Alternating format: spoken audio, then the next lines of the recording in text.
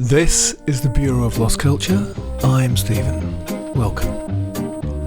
One lost culture we haven't addressed here before is that of the atomic age and that lost vision of a nuclear utopia of limitless free energy and potential. With great power comes great responsibility. I think that was Spider-Man's Uncle Pete. And where there is state power, there has always been countercultural dissent.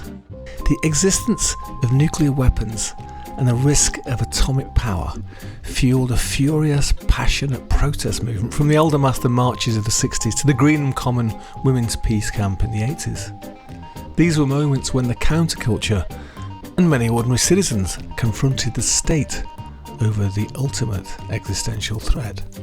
Well, apparently it's not such a lost culture. We're on the brink of a new nuclear age. The energy crisis, the push towards net zero, and the gargantuan power requirements of AI demand it, we are told. And here in Britain, the old nuclear age isn't just an historical footnote, it's etched into the very landscape. My guest today is writer and walker Tom Bolton. His extraordinary new book, Atomic Albion: Journeys Around Britain's Nuclear Power Station, maps the physical geography of Britain's atomic ambitions, but it also digs into their psychic, mythic and cultural impact. Tom went on an amazing epic journey around the UK to explore the extraordinary, secret, imposing locations in our nuclear landscape, from the vast concrete cathedrals of power stations on remote coasts to sites that cast a long physical and cultural shadow over Albion, past, present and future. And we're going to talk about deep time and the strange idea of a nuclear priesthood. Let's do it. Very nice to have writer, psychogeographic explorer, wanderer, Tom Bolton back. Welcome back to the Bureau of Lost Culture. Lovely Tom. to be here, thank you. Last time we met in this very room, we were talking about the countercultural life and times of Camden Town, right? That's right, yes. Seems like a while ago. It was a while ago. You've written a couple of books since then. Yes. And just to give a bit of background, how do you describe yourself? I'm a writer about place and culture, really, I suppose. So I like walking as part of my methodology. And I started off writing about lost London rivers, so tracing the routes that they take under the streetscape around us that we think we know. It's an entire hidden city under our feet. But you discover that through walking, through feeling the topography, the ups and the downs, finding the valleys, and physically experiencing the places. And that sort of expanded to the coastline.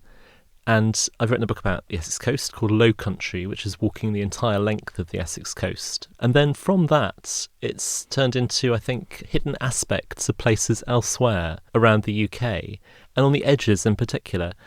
And if you go to the edges, you find nuclear power stations wherever you look.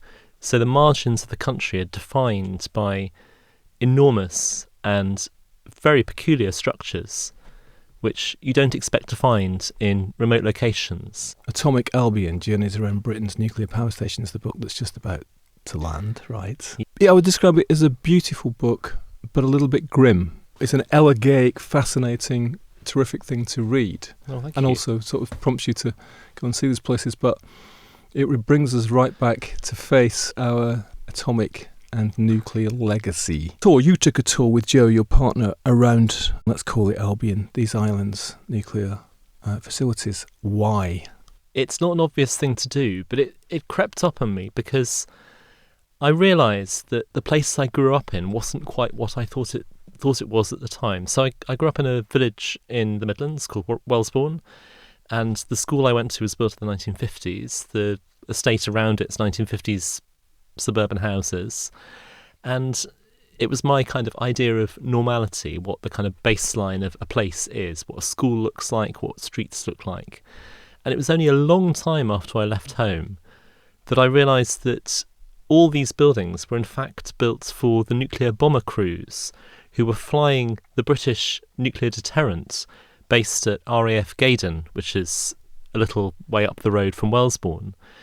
So in the 1950s, Britain developed its own nuclear bomb called Blue Danube, and this kind of poetic and fanciful terminology applied to nuclear weapons is and power stations and reactors is a very persistent trait. And Blue Danube was flown by the Vulcan bomber crews based at Gaydon. And they needed houses. So Wellesbourne was expanded to accommodate them. Schools built for the new families. There were houses for officers. And then over the other side of the village, houses for the servicemen, for the ranks. You could almost say for the nuclear family, right?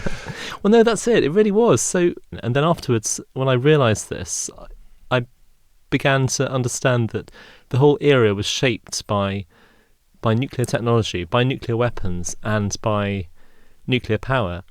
And it was so pervasive that somehow we took it all, I think, entirely for granted. And even now there's a Vulcan bomber parked on the runway at Wellesbourne Airport, and it's a sort of heritage item. And people are very keen to see it preserved, and there aren't many of them left, and it looks very dramatic. And it's parked as though it's ready to take off to fly east towards Russia. And I don't think people really understand what the implications of that sort of technology were. And then you look elsewhere around the UK and you find that there are many of these installations. There are many airfields that were used for these sorts of purposes. There are many places where nuclear technology was developed over a long period of time from the Second World War until recently. And then there are places where the presence of nuclear technology, of reactors, of power stations, and military installations still defines them, and pretty much always will, because you can't really get rid of the traces of this technology. It's funny you mentioned that about airfields because, I spend half my time in Findhorn, and Findhorn's famous, of course, for its hippie community, but in fact, right next to the hippie community is an airfield, and that's where nuclear bombers were planned to set off from, I guess, heading east, but who knows? We were always quite relieved about that because we thought it's going to have a big red cross on it. If nuclear weapons are going to come our way, it's one of the first places that's going to be taken out, which seemed like a relief. I was aware of that as a child, which looking back is pretty weird. We were explicitly aware that both Gaydon and the ammunition dump down the road at Kyneton, which is still operational, still, I think, although it's not officially acknowledged, hosts nuclear warheads, would be first on a Russian target list. Which is a bizarre concept to have of the world around you. Especially when you feel relieved to hear that. Yeah, no, I didn't think it was really a problem. After having sort of watched terrifying TV shows like Threads, in the 90s or whatever it was, and realising what even a small nuclear strike on the UK would do to us. Well, in actual fact, it was all fantasy, really, because the power of the H-bomb meant that nothing would be left. Nothing would be left, yeah. Now, we're going to dig into the half-life, which you've referred to, of these places. There's some rather sobering facts in this book. Atomic Albion, and even in the title, Tom, there are two things going on, I thought. There is a futuristic thing. The notion of the atomic age is still rather futuristic in a sense. Yes, it is. And of course, we're even now talking about maybe new nuclear power stations. And then you've got Albion, which of course, is a sort of mythical vision of this country to do with the past, really. But there is something of the past and the future about these places because built in the 40s and 50s and 60s, which has now got a kind of sort of retro feel to it. And at the same time, we're talking about this technology which we still don't really fully understand and can't control.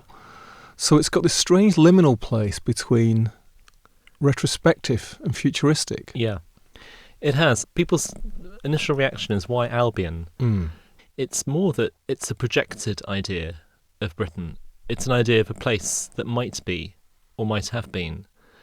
And that's really, I think, what nuclear power encapsulates. It's a vision of something that doesn't currently exist. So the original promise of nuclear power was a much better future, cheaper, cleaner, brighter, better for everybody because of this magic technology. And we're still projecting that. We're still projecting solving the climate crisis through a new magic, more portable, more affordable, more manageable form of nuclear power in smaller reactors. So it bears the weight of a lot of our hopes and our requirements for the future, but it doesn't really deliver them. There's this kind of religious aspect to it, I think. Because I was just going to mention, Blake's vision of Albion, and in a way Albion is always a vision. It's always a vision of a kind of better Britain. Yes. Whether that better Britain was sometime in the past, in Arthurian times or in some projected future, right? And obviously it's on the agenda at the moment, isn't there? Some people talking about broken Britain, and some want to kind of recast this vision of Albion for the future. It's a visionary thing, and of course in the 50s I guess there was this vision of this brave new world where with infinite, almost free power, it'll be so easy to produce, it'll be too cheap to be worth me. It's so cheap that we don't even need to really bother charging you for it. Yeah, and as we know, the opposite is the case for lots of different reasons. That was never really feasible, but the naivety that accompanied this early era of nuclear power is fairly jaw-dropping, really. So in a quite patriarchal era where decisions are made at high level and there wasn't much scope for questioning them, power stations were built that were not what they seemed. The early power stations weren't power stations at all. They were covers for the production of plutonium and tritium for the A-bomb and for the H-bomb. So they were actually really producing nuclear weapons? They were, yes. They weren't intending to produce power at all. They were secret military installations. Later on, they started to do both. So they produced material for the bomb and they produced the kind of power that was envisaged. But the programme of nuclear power in the UK is tied up entirely with the military. They're not two separate things.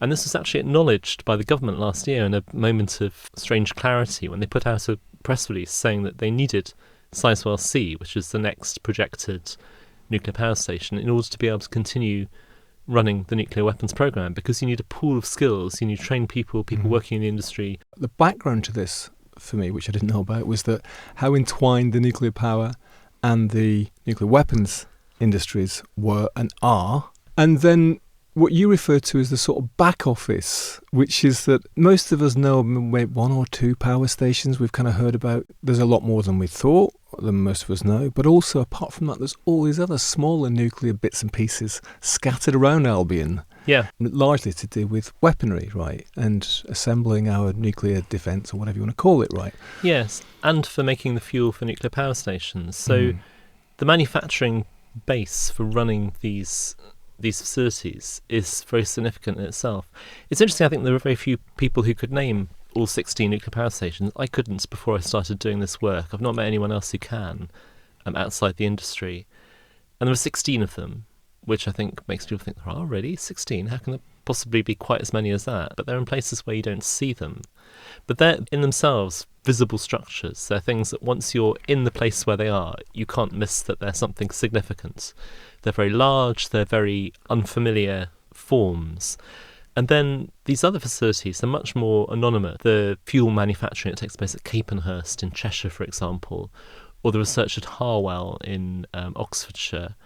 Some of these places that are now abandoned, like Foulness, for example, or Orfordness, which used to be a military site off limits in Suffolk where elements of the original A-bombs were tested. Those places are now, they're known to be secret Britain destinations, but people don't go to Harwell. If you did, you'd be quite conspicuous. Because some of them are what you call nuclear ruins. Time capsules containing memories we can never revisit because they're not in use anymore, and yet they contain stuff which is, a lot of them do anyway, very much active. In the context of Bureau of Lost Culture, there's a significant thing because in the countercultural years, groups like C&D and Ban the Bomb got going, and a German hippie with a 2CV with a nuclear power 9 Danker sticker in the back. That was the thing, absolutely. Wasn't it? Lots of protests during the 60s and 70s. I've got a T-shirt with a Welsh version of that. You can now buy this again from C&D, and there is another wave, I think. So there was a whole countercultural movement against nuclear power, and obviously against nuclear weapons as well. Yeah.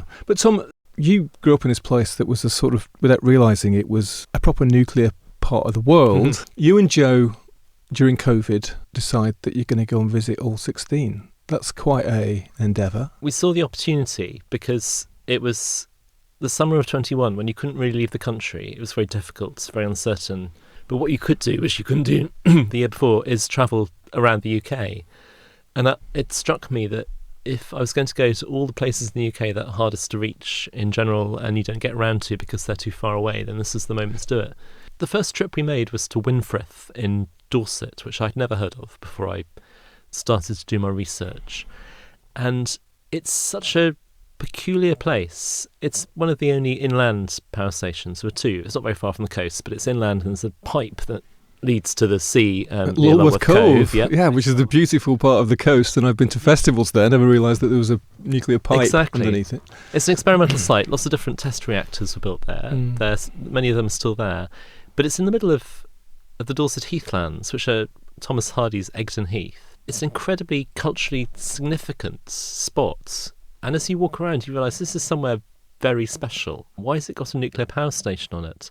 It's somewhere that it's a sort of place of transfiguration, both Egdon Heath conceptually in Thomas Hardy's books, but also the area itself. So lots of writers went there to live different sorts of lives. And also there's a kind of idea of an ideal Britain, which is very much based in Dorset, involving people like Rolf Gardner and other sort of pseudo-neo-Nazis from the 20s and 30s. Yeah, you mentioned Pitt Rivers. I didn't realise he was a neo-Nazi until I read your book. He very much was. Rolf Gardner, he was fascist adjacent, but it's a fairly blurred line. But they had this idea that Britain should be like Dorset. Dorset was the best of Britain, the ideal place. And this is where a future Britain should grow from. And it's about this kind of rural idyll. It's an Albion. It's an Albion version. So the fact you've got a power station there seemed almost religious in its choice of location, almost kind of ritualistic. And I started to realise that other locations around the UK where these power stations are equally significant in different ways. They're places that have really particular character, and they're very remote, most of them. And remoteness is something that hasn't genuinely been valued until recently in the UK. So put them far away, put them on land where no one lives, there won't be a problem. In fact, we found that the opposite's true. So places where power stations are located, like Dungeness, for example, the shingle spit there, incredibly ecologically important. It's got a third of the UK's native plant species on it. Dounreay in the flow country, the peat of the flow country, contains, it turns out, twice as much embodied carbon as all of the UK's woodlands. But at the time, in the 50s, 60s, we didn't understand any of that. So put them in the edges, and the edges turn out to be the centre in many ways. You bring out some of the characteristics, in fact some of the mythology of the landscape adjacent or on these sites. You just talked about Dorset. And in front of anybody overseas who's not familiar with the geography of the UK, Dorset is a county, a state, as you'd say in the US, in the south of England, sort of halfway across. It's very pretty. Southwest is more rural, it's more kind of idyllic. And you can see why people would see it as the kind of quintessential England in some way, of postcards of little lanes of thatched cottages. But also a big military presence. Right. The two sit together. Yeah. And in fact, T. Lawrence of Arabia, kind of classic English failed hero, who had this brilliant career in the Middle East and then found himself betrayed and abandoned, came back to the UK, was no longer wanted, died in a motorbike crash just up the road from Winforth, and the adjacent military camp that belongs with the power station. Well, like Salisbury Plain, I guess, where Stonehenge is, is another big military place, isn't it, in the south? Well, you've got space, you find the military, and you find big installations, you find things that people don't want you to look at too closely, don't want too many people to visit or be aware of. And that really is nuclear power. These are places that are very significant in terms of their architectural presence. They look like cathedrals. The scale of power stations is very hard to judge because they're in places where there are few other buildings, so you've got nothing to base them against. You've got no scale. But when you look harder at them and think, how big really is this building? There's almost nothing of that size that we build. They're bigger than almost anything else that we have. I've been inside Torness nuclear power station, for example, and the turbine halls in there are just jaw-droppingly huge. And you can't really see from the outside because the building's very well scaled. It's got its own special paint colour called Dunbar Grey to fit in with the grey Scottish skies that sit behind it on the Firth of Forth. And it doesn't look as big from the outside as it does from the inside. And when you get inside, you realise just the scale of the technology we're working with and what these things really are. And they're the kind of scale of building that normally would be the centre of something. They would be the focus of a place. They'd be what everybody comes to. They'd all gather in one of these places, a cathedral, something similar, a big civic building. But they're the opposite. They repel people. You can't go into them. And if you can, actually, even on visits, you're not allowed to write about or report what you see. You have to sign a non-disclosure agreement. So they're entirely secret, yet vast. And that's a very contradictory and strange set of characteristics. Yeah, I guess the only thing I can compare them to something like Tate Modern in London, where you've got a vast ex-power station and with a big turbine hall, but you're saying they're even bigger than that, right? The turbine hall at Tate Modern on the bankside is one of the biggest interiors that people will experience, but the inside of a nuclear power station is much, much bigger. If you're a fan of brutalist architecture, get this book and also go on the tour, because these are, built largely in the sort of golden age. That's the right word for it, of brutalism, aren't they? And magnificently so. Some of them grim, I think, as well, and sort of slightly terrifying, and sort of eerie. There's something definitely eerie, deeply strange about them. But also very, very skilled buildings. So it's very contradictory. These are enormous, solid, very expensive structures, and they will all be pulled down and ground to dust and buried. So they're the least listable architecture that you could find. They cannot be preserved. They're built to be destroyed. And the solidity of them is an illusion. They only really last operationally for about 40 years, most of these power stations. Then they close down. Then they're in mothballs for 100 years. The fuel's removed, the reactor core cools, it's hot for 100 years. And then after that, they're gradually dismantled. But it's a lot of architectural investment for something that's going to disappear. There's some amazing brutalist structures which are not appreciated for what they are, including Basil Spencer's Trawsfynydd power station, which is, well, it looks like a castle and a Welsh mountain combined. Having set off at Winthrith, and then in that 21 summer, you went to visit all the other 15 power stations. And they're in a kind of spiral around the UK. And made our way around the country sort of clockwise. Dounreay's right at the top. Yeah, the far north of Britain. It's the furthest north bit of British mainland, pretty much. You can't go any further. There's no more Britain after that. With its white dome, it looks kind of very Cold War, doesn't it? It was a very talismanic building. It appears on stamps and coins, a 50p piece with Dounreay on it, and in publicity throughout the 50s, 60s and 70s, because it looked so incredible. This is a spherical sort of...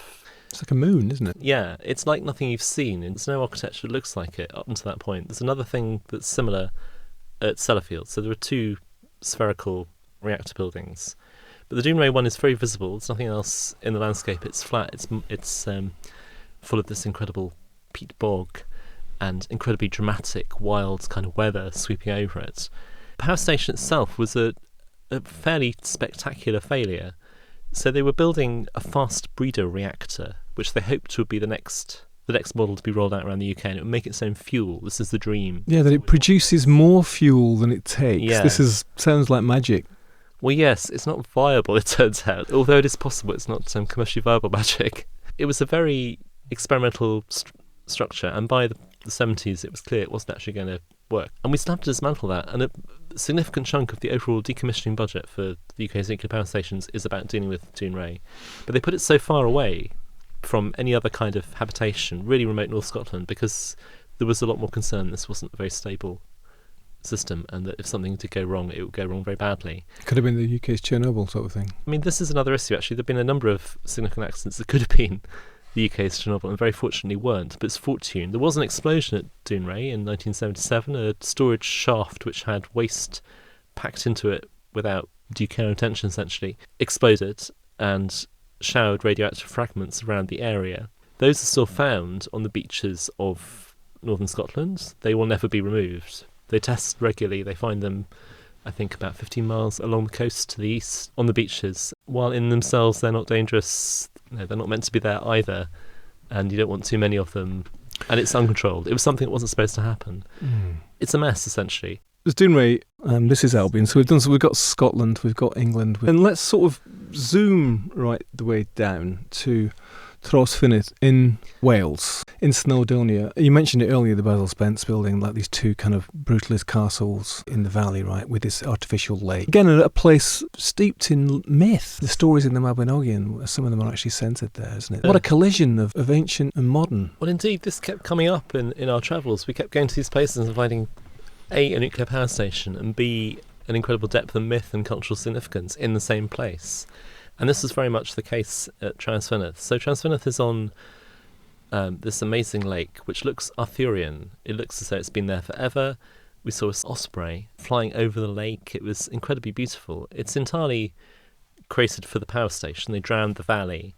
Although there is a Mel Gibson King Arthur film that was made there in the 90s, because they obviously thought the same thing about the lake. But this is just really beautiful Snowdonian landscape with hills up behind the power station and this very unapologetic brutalist structure strip that concrete in the middle of it. And then right next to it is this valley, which is the Welsh rainforest. And it has significant Mabinogion associations. It's where Pryderi, King of Dyfed, was killed in battle by Gwydion, and it feels like that too. So if you walk down into the woods, it's suddenly a different world. It's incredibly green. There's moss everywhere. The Celtic rainforest is a very distinctive habitat. There's not a lot of it left. This last section up here is quite magical, really. Did you come away sort of feeling that these sort of deeply eerie structures, and particularly in this one, were like alien intrusions, or have they sort of developed a sort of strange kind of symbiosis with the local landscape? In some ways it feels as though they've grown out of it. Right. Despite the fact that I don't think that nuclear power is a good idea.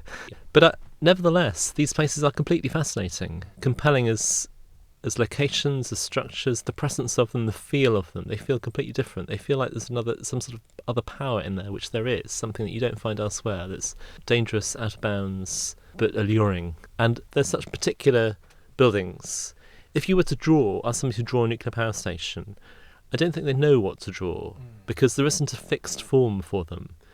You just know that this is a building that doesn't fit any template. Whenever you see any of them, they're all different from what you've seen before elsewhere. Sizewell is the most recent completed nuclear power station of the 90s. It looks like a moon sitting over the Suffolk coast from Aldborough, just down the coast. You can see it floating above the tree line. It is quite stunning, really. I think you can love the buildings without necessarily feeling that they should be there in the first place. So that was Troyes Finis, which is the other one, which is not by the coast, right? It's so inland, yeah. They use the lake water to cool the reactor. You need a lot of water, effectively, to cool the reactors. So they're on the sea, because that's where you get water most easily. You mentioned the fact that you grew up in a place which is a kind of nuclear part of the world, but what impact did it have on the local culture and economy when places like Troyes Finis, were built? Because this is a very rural part of these islands. Yeah. Agricultural work probably before then, and quite poor, probably, Definitely, in that part of Wales, right? So presumably when they decided to put a nuclear power station there, it completely transformed the local economy, for a while at least. So in Troyes Finis, in Wilver, which is the north of Anglesey, in Dounreay, in particular those places, because they're the most really remote, they brought in huge numbers of people who hadn't lived there before. So the size of Thurso, the nearest town to Dounreay, increased by 2/3 because of the power station. People came in to live there. They were attracted by the idea of a life that was, outside the city. Well paid jobs, yes, indeed. They were known as the Atomics in Thurso, because they were a whole new selection of people living there. Places were transformed by the presence of these things, and then as they wind down, you're left with enormous problems. So how do you recreate those sorts of jobs? These are places that were suffering anyway from various types of economic change. The presence of nuclear power becomes a big political issue, and you get local politicians campaigning vociferously to build new reactors, to bring more power to the sites where it's being wound down, because they need the jobs and they need the economic boosts that won't come any other way. Maybe when they were being built, you'd have people protesting that they were being built, and now they've been taken away. You've got people protesting that they've been taken away because they become dependent upon it in some way, and you got used to that kind of level of, good jobs, well paid, etc. Bit of both, I think, in a lot of places. So most recently it's quite interesting in Hinckley, where they're building a power station that's relatively close to completion. There's not been a lot of local protest, and there are lots of good jobs there.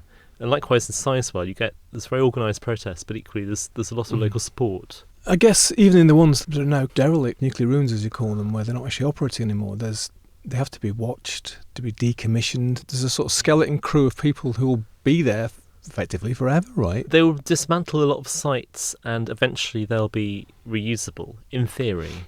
A lot of the material is going to Sellafield. Sellafield is where the legacy of all our nuclear power has ended up. So it's all being managed, the fuel, the waste at Sellafield, which is a huge and unsolved problem in itself. Let's talk about Sellafield, because it's right at the heart of Britain's nuclear legacy, isn't it? The sort of nuclear city in a way, isn't it? Up there on the northwest coast, and it's been the site of the 1957 disaster. Tell us about Sellafield. Well, it's on the edge of the Lake District, but the bit that people don't go to, the Cumbrian coast. So away from the tourist areas, you have this coastline that's relatively deprived, and also not hugely accessible. And Sellafield is a power station originally. It was called Windscale when it first opened. It was a plutonium production facility. And later on it grew. There are now more than 200 buildings on the Sellafield site which have a nuclear legacy attached to them, enough to make it look like a city. It's ironic because power stations are built at a certain distance from towns with a population over 20,000 to minimise the risk to people. But Sellafield in itself is a town of 20,000 when everybody's there working during the day. 20,000 people there? Yeah. It's a huge place. Wow. I mean, it looks enormous. It's enormous conceptually as well because it contains a huge amount of very complex nuclear waste storage. So stuff was stored in the 50s and 60s, not properly documented, stored in open pools, which, amazingly, if you put something highly radioactive underwater, as long as it's deep enough, it's totally safe. But you have to take it out again eventually, and this is all decaying. So we're spending a huge amount of money trying to rebuild buildings to store things that need to be stored forever. And the premise of the whole nuclear program was that we were going to find a way of permanently storing high-level nuclear waste, which will effectively outlast the planet. You mentioned this, and then when I said that your book's beautiful but grim, one of the facts which really sort of stabbed me was that it's not even radioactive for the length of time that human beings have been around, but even when the sun's blown up, theoretically, it will still be live. I mean, whatever that means when the sun's gone, who knows? Life is so long, you measure it in billions of years. Yes. And yet in the 50s, we sort of rather blithely went ahead saying, we'll sort it out at some point. It seems incredibly optimistic/naive. We put it on the shelf. Put it on the shelf. It'll be all right on the night. Because the night never comes, and it's such a long time in the future, it's a problem that we're not equipped to deal with at all. But we are leaving it to future generations, aren't we? I mean, Well, the government has plans for a geological disposal facility, which is at a location that's not been determined and a form that's not been determined. It's just been declared undeliverable in terms of cost by government auditors.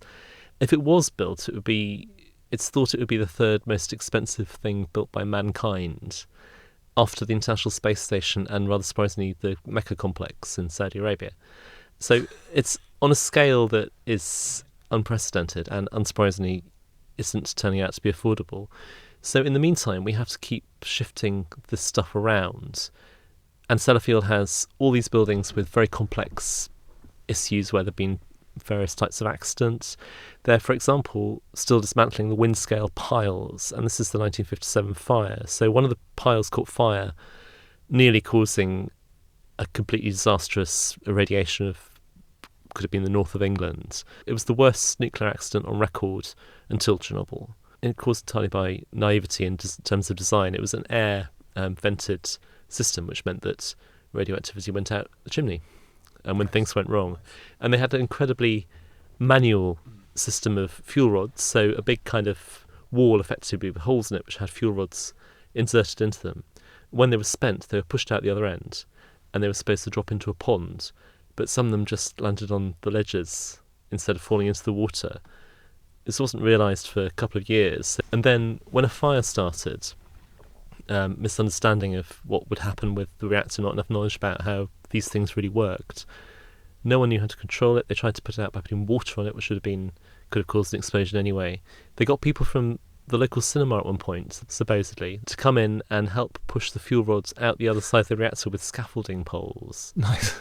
And eventually they managed to shut off oxygen to the fire, but it was the reason that there wasn't a disaster was entirely down to the filters that had been fitted at the top of the Windscale piles, which made them look very unwieldy. It was only luck that meant they filtered the radioactivity that was coming out of the fire at all. So the whole thing is just a series of slices of luck which you can find throughout the history of nuclear power and indeed weapons. Disasters that very nearly happened but were averted largely because of good fortune rather than by planning or anything, right? So there's an almost endless list of this stuff, which is quite depressing. But for instance, in 2007 at Sizewell, they were decommissioning the Sizewell A power station, first generation Magnox power station, come to the end of its life.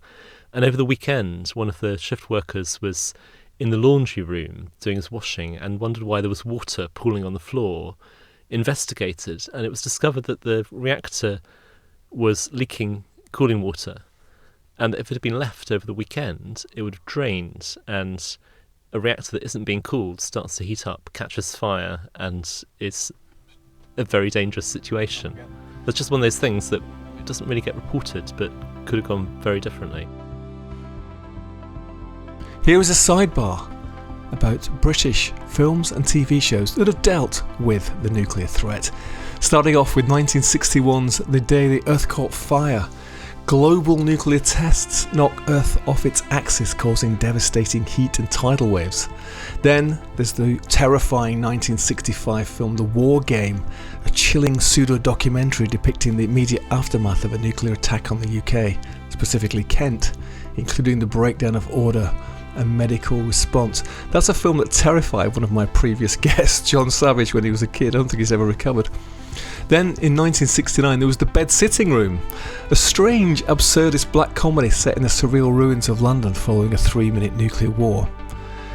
Most famously perhaps, 1984's TV film Threads was a harrowing, realistic drama documentary depicting a full nuclear strike on Britain and the long-term catastrophic collapse of society in Sheffield, discussed at length in the Houses of Parliament because it revealed the ludicrous instructions which were to be given to British citizens in case of a nuclear attack.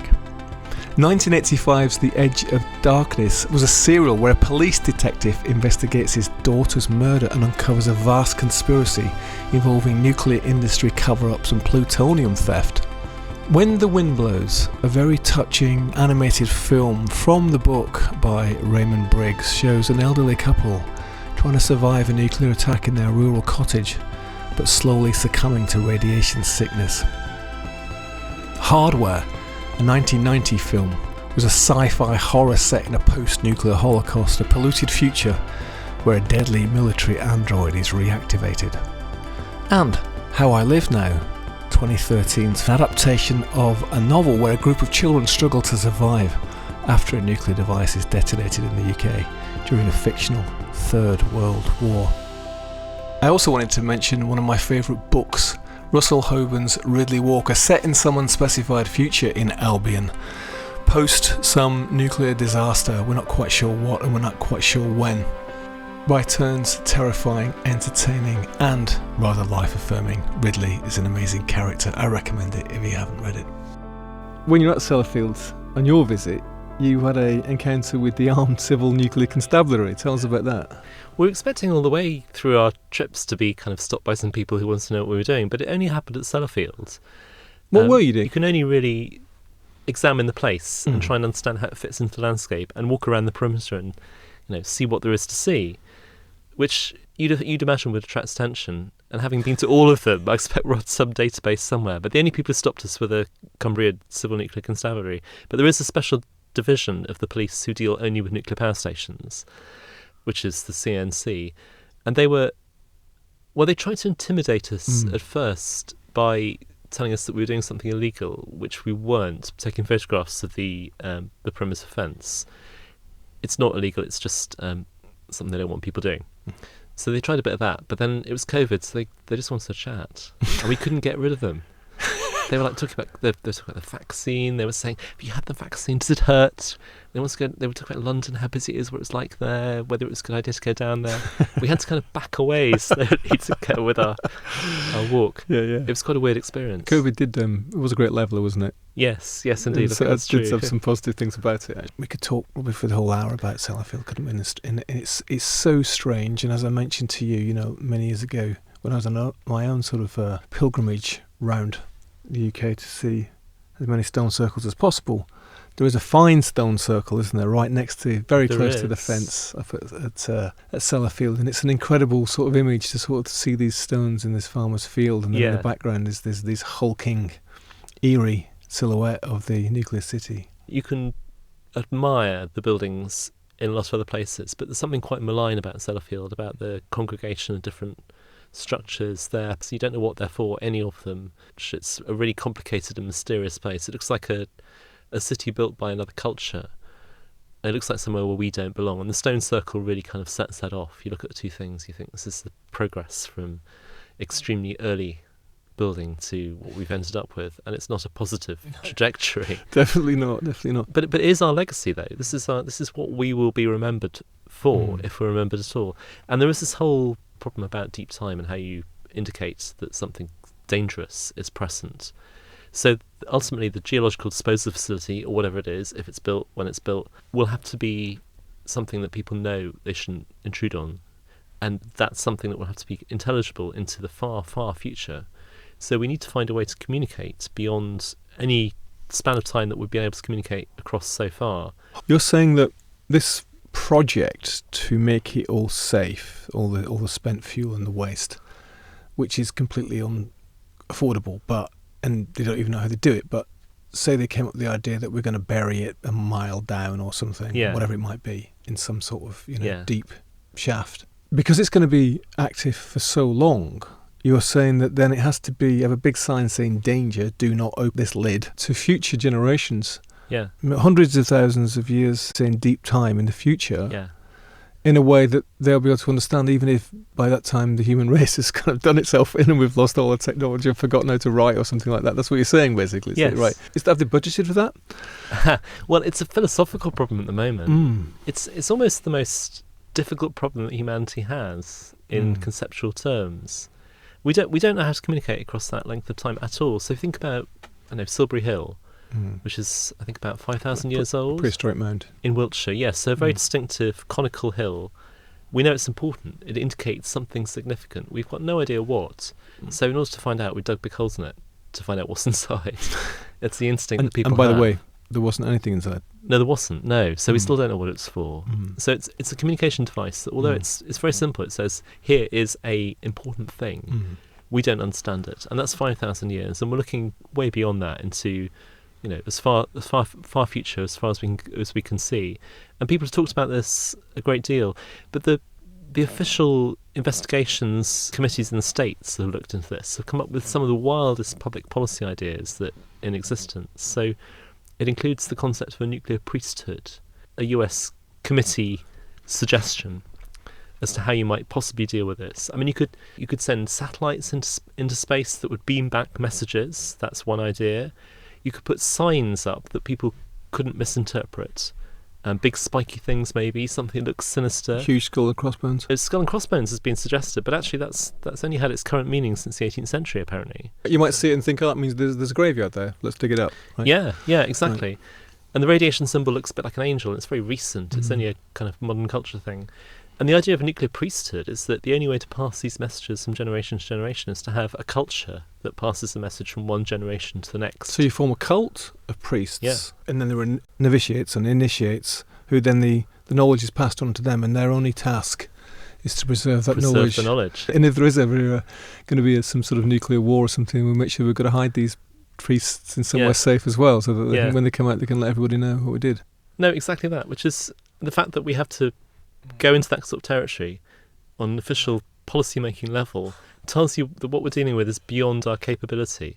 And of course, this is something that is basically giving us the power of gods. The discovery of nuclear fission, breaking matter apart and fundamentally transforming matter into energy. It's the ultimate level at which we can influence the universe. Our universe, yeah. So we can destroy it. And we didn't have that power before we do now. So we are the gods that we wanted to be. Or demons. And in that respect, we realise now that power isn't something that is entirely helpful. We could talk about Dungeness because it is extremely striking and the landscape around it is striking. Was that your favourite? I know it's an odd question to ask. The idea of having a favourite nuclear power station is a bit counterintuitive. But yes, I mean, I did like them. I liked Travis a lot because it was an incredible setting. Dungeness, though, has something else about it. You can see it from a long way off. It sits right out in a spit on the Kent coast, so it's very visible from various places along the south coast, yet its landscape is like nowhere else in Britain. It's almost like nowhere else in the world, actually. It's the second largest shingle spit on the planet, and the largest is apparently Cape Canaveral in Florida. It's a really very unusual habitat. It's the edge of Britain, and where Albion, in this case, somehow disappears liminally. It's also where a lot of boat make landfall from the continent as well, carrying migrants. So it has this sense of being both entirely remote and unconnected, and also being actually the first touching point for Britain. It's also like this artist, fisherman, tourist now, and of course famously Derek Jarman had his house in his garden there, right, the filmmaker. Well, Derek Jarman's house is a kind of counterweight to the power station. So he thought the power station was extremely malign, and he was trying to weave white magic with his gardening and his poetry and filmmaking, actually, to try and balance the influence of the power station over the spit. It's a very conspicuous thing because it's incredibly flat there, and there are various structures in different eras, lighthouses in particular, and then these two power stations. It's a mad place to build a power station. We'll never do that now because of the unique habitat of the spit and the fact that it's got enormous ecological significance. But Dungeon SB is also known as being a complete commercial disaster, so it's been described as the worst managed public project in British history. It took years to deliver. It was way over budget, and it was just far too expensive to be replicable. It effectively sunk the nuclear programme for a generation.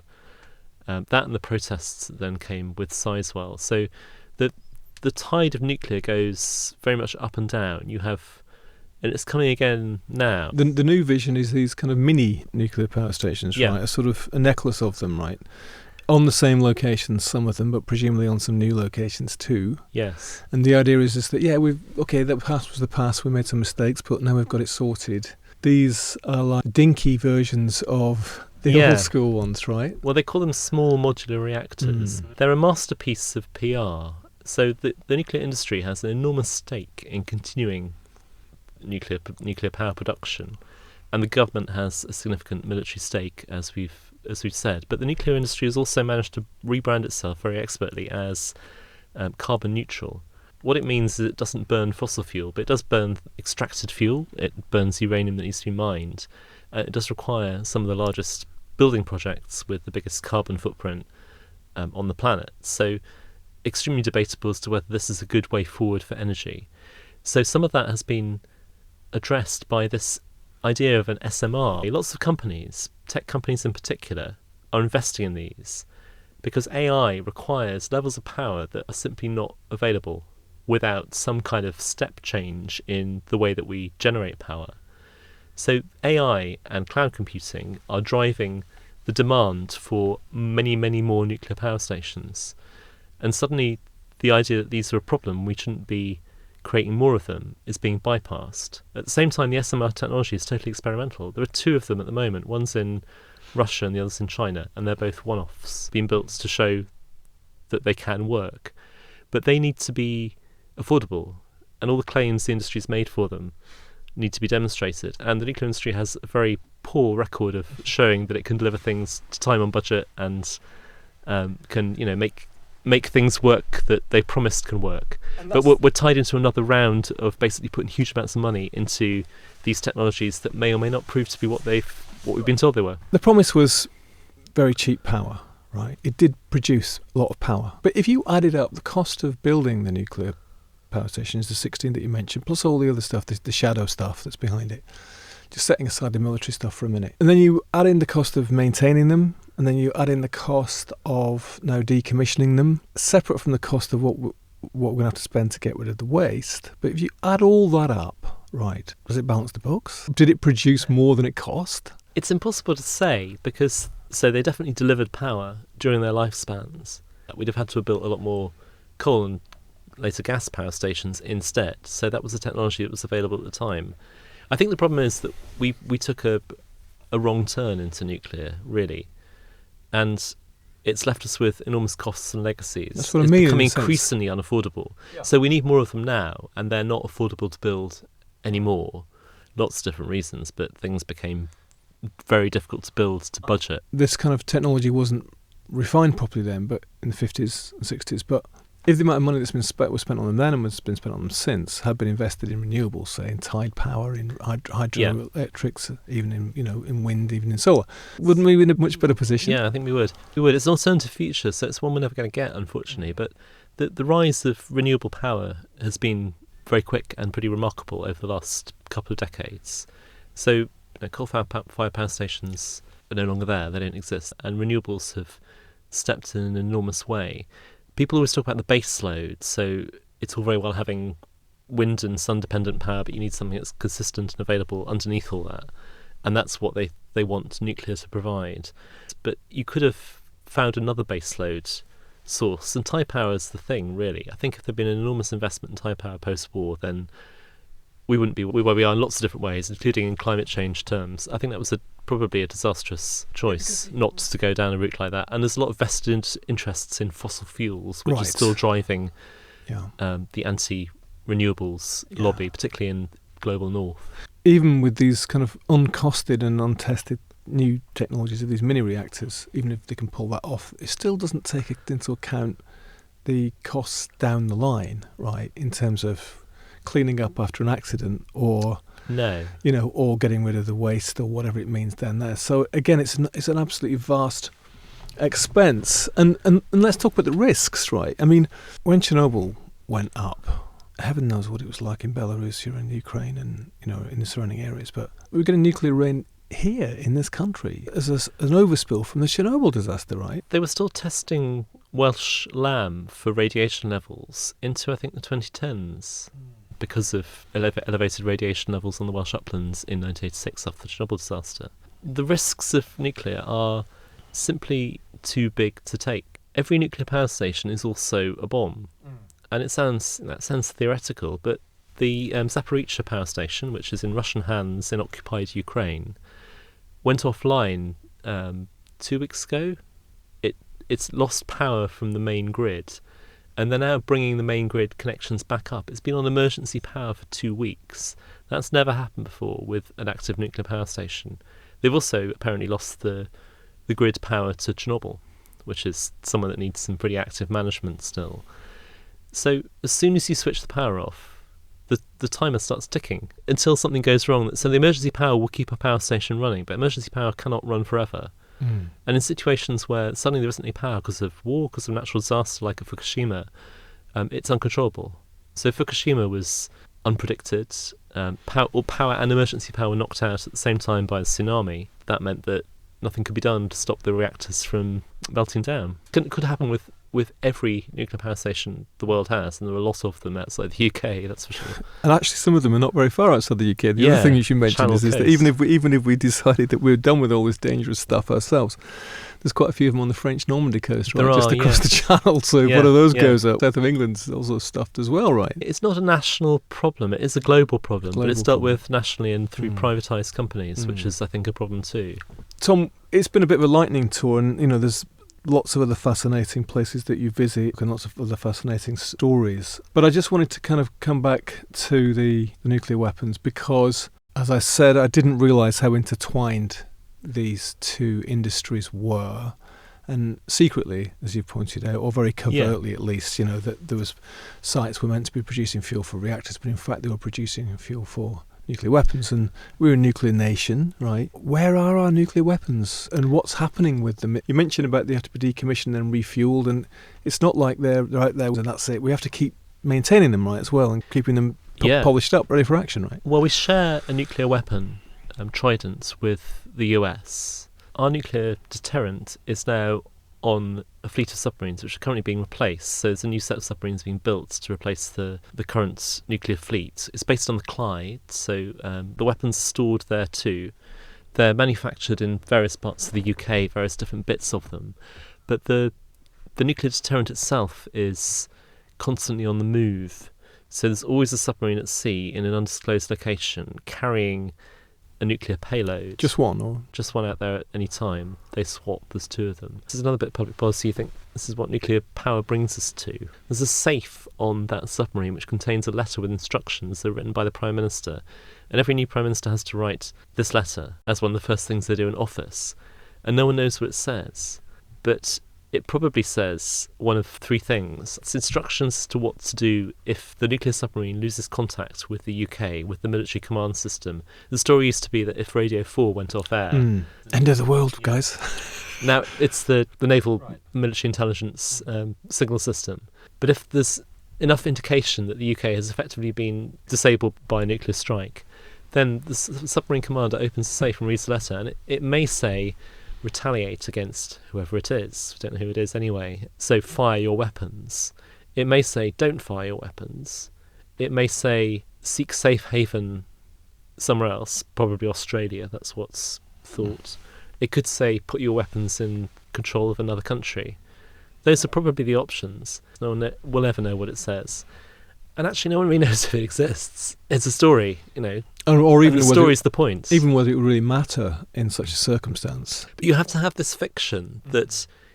Part of the fiction of the deterrent, right, isn't it? Yeah, in the right circumstances, you might be destroyed by us because we have the capability to do that. It's totally ludicrous because, an enemy nation, let's just say it was Russia, as it used to be in the Cold War, they know where the Clyde is, they know where the other submarines are, they know where all the weapons are. Yeah. I'm sure they know where the nuclear submarine that's zipping around the world is, right, as well. I mean, that's an extremely valid point, yeah. But the idea of it being out there is that no one knows. In theory, no one knows where it is. In practice, I expect it's impossible to hide anything like that. It's been tracked all the time, right? So that's the thing that's going to get taken out. Yeah, I mean, who knows? I don't think any of this would ever play out the way that anyone anticipated it would. It's war games, yeah. But the closeness of those scenarios in the past has been absolutely terrifying. So there's a guy called Stanislav Petrov, who was a deputy commander of tracking station outside Moscow.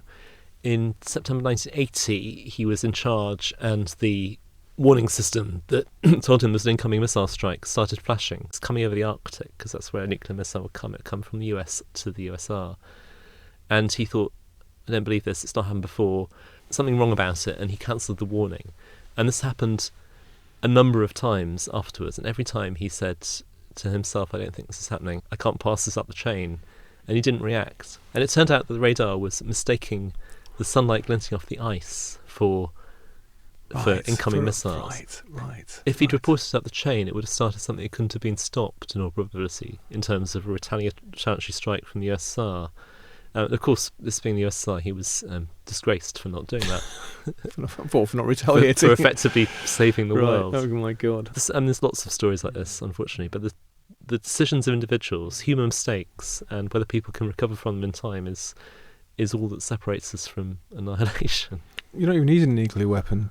You can just... An ordinary weapon which hit Sellafield big enough would cause absolute destruction anyway, even if it's not immediate. Certainly, in the medium term, wouldn't it, to these islands? Albion would become a nuclear Albion. I mean, it would spread nuclear waste in a totally unpredictable way that would be fairly disastrous. There are all sorts of ways this could go wrong, and lots of ways it nearly has. I mean, nuclear weapons catching fire on the tarmac at RAF Lakenheath, that's happened twice in the 50s and 60s. At one point, somebody on a plane landing at Lakenheath veered off the runway, drove into a bunker holding nuclear warheads, started a fire, and apparently streams of American families drove out of Lakenheath. Because they thought it was going to blow. Yeah, and that's the kind of thing we don't find out about until 40 years later. Tom, you said that you were sort of agnostic about the value of nuclear power at the beginning. How did you find yourself after this endeavour and learning so much more about it? Well, I found out a lot of things that I didn't already know, partly because they're not publicised, about the dangers and the incidents that we've experienced and the risks, also the costs, which are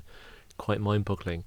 And I became increasingly convinced this wasn't something we should be pursuing.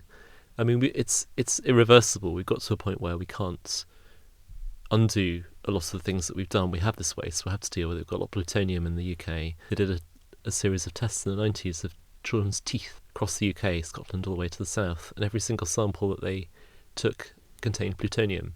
And the only source of plutonium in the UK is Sellafield. So we're already atomic. It tells you how pervasive this stuff is and how dangerous. It's not safe to a level that it's irresponsible to be doing anything with it. It's not safe, and it costs an infinite amount of money. We can't afford it either way. The private sector is driving a lot of the push for new nuclear power, and it seems to be winning the argument, and I don't think it's in our interests. And AI is going to be the main sort of thing that's going to suck it all up, the power. And of course, all we do is watch any kind of 90s sci-fi film to understand that AI is the thing which is going to set the Third World War off anyway. Yes, we've been warned.